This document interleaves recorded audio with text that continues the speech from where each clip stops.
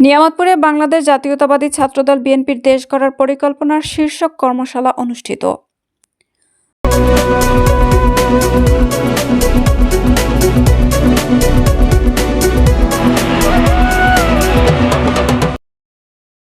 আসসালামু আলাইকুম। এডিপি বাংলার সংবাদে সবাইকে স্বাগত জানাচ্ছি। আমি সুমা আহমেদ। নিজস্ব প্রতিবেদকের পাঠানো তথ্যচিত্রে দেখুন বিস্তারিত। নওগাঁ জেলার নিয়ামতপুর উপজেলা জাতীয়তাবাদী দল বিএনপির দেশ করার পরিকল্পনার শীর্ষক কর্মশালা অনুষ্ঠিত হয়েছে। বৃহস্পতিবার বিকেলে নিয়ামতপুর জেলা অডিটোরিয়াম সেন্টারে নিয়ামতপুর উপজেলা ছাত্রদলের সভাপতি সালাউদ্দিন কাজীর সভাপতিত্বে আঞ্জুম হোসেন পাভেলের সঞ্চালনায় প্রধান অতিথি হিসেবে উপস্থিত ছিলেন নওগাঁ জেলা ছাত্রদলের সহসভাপতি তাইদুল ইসলাম তাজ।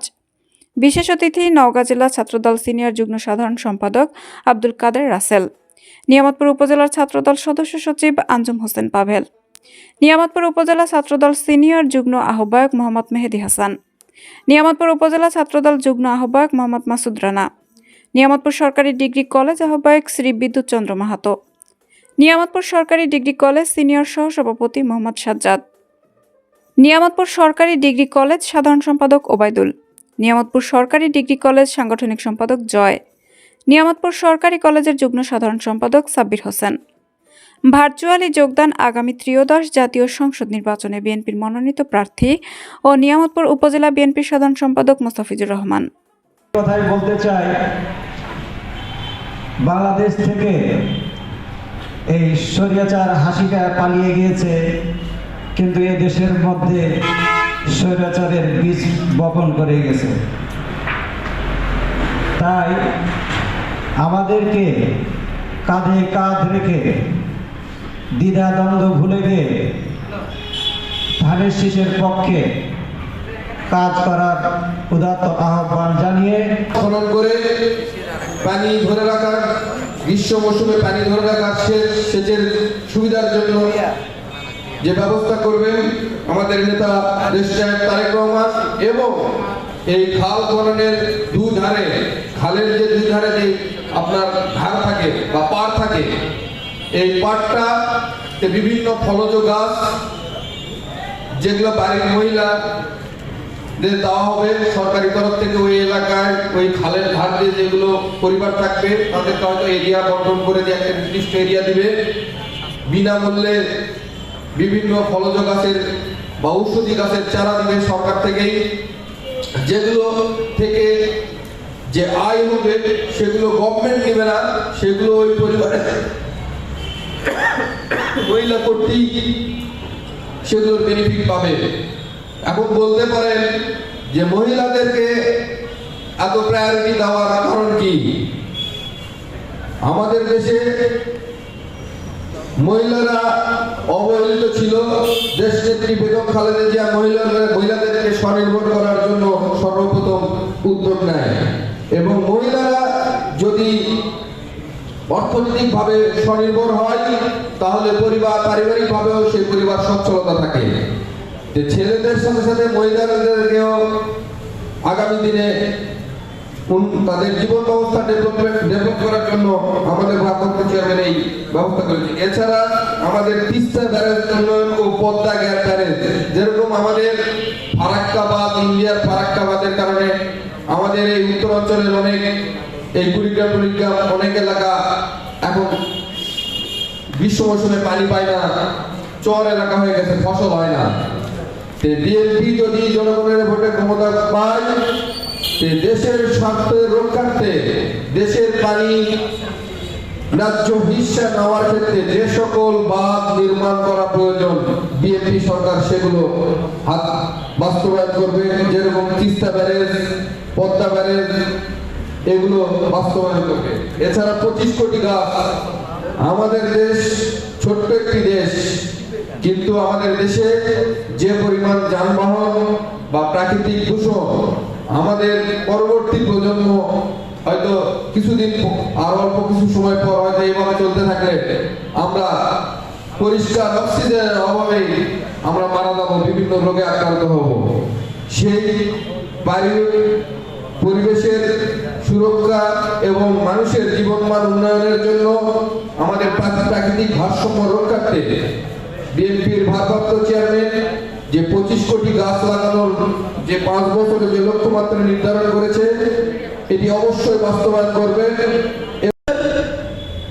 কৃষকের জন্য, কৃষকের ভাগ্য উন্নয়নের জন্য তিনি পরিকল্পনা করতেন। বিগত দিনে আমরা দেখেছি তিনি কিভাবে খাল খননের মাধ্যমে বাংলাদেশের সেই শস্য সচ্ছল বাংলাদেশ তিনি গড়ে তুলেছিলেন। ঠিক তেমনি তার সুযোগ্য সন্তান বিএনপির চেয়ারম্যান, আগামী দিনের রাষ্ট্রনায়ক জনাব তারেক রহমান, তিনি কৃষকের ভাবনা চিন্তাকে তিনি নিজের করে নিয়ে তিনি কিন্তু একটি বৃহৎ পরিকল্পনা নিয়েছেন বাংলাদেশের কৃষকের ভাগ্য উন্নয়নে বিএনপির পরিকল্পনা। আপনারা আপনাদের হাতে একটি লিফলেট দেখতে পাবেন, যে লিফলেটে একটি কার্ড দেওয়া রয়েছে, সেই কার্ডটির নাম দেওয়া হয়েছে কৃষক কার্ড। এটি একটি নমুনা কার্ড। আমার হাতে যে কার্ডটি দেখতে পাচ্ছেন এটি একটি কৃষক কার্ড, কিন্তু এটি একটি নমুনা কার্ড। ঠিক একই ধরনের কার্ড বিএনপি আগামীতে সরকার গঠন করলে কৃষকের মাঝে এই কার্ডটি তিনি তুলে দেবেন।